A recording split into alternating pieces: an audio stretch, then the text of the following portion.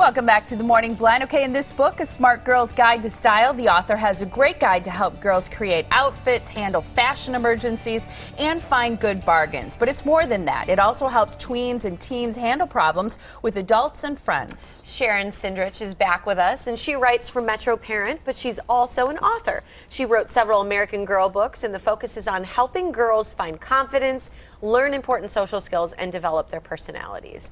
So it's great to have you back. Well, thank you. It was such a good conversation earlier. I'm so glad you stuck around to talk about the books that you've written, because these are really important conversation topics for girls that you targeted between the ages of 8 to 13. Why that age frame? Why is that so important? Well, that is a great age where girls and boys, of course, of that age are really open to parental guidance.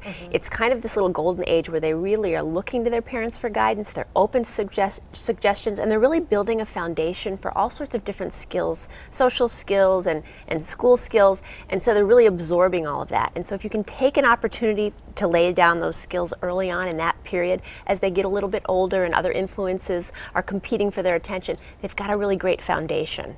We talked about important tech questions earlier, and you kind of addressed some of those things, particularly in your A Smart Girl's Guide to the Internet.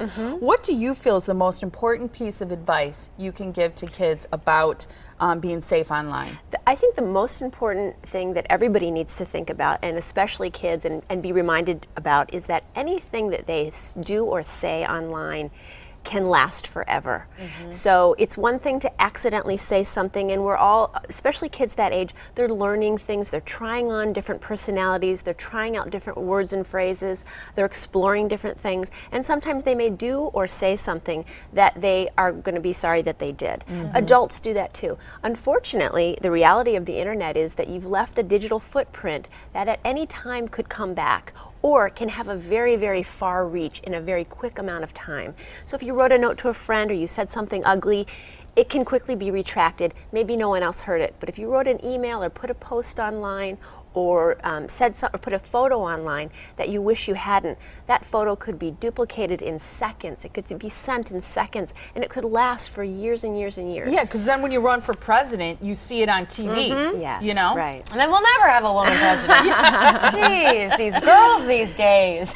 Yeah. I think that's an important note, though, because I could hear a lot of teens and young girls saying, well, I'll just delete it. It's no big deal. No one will ever see it if I put something out there.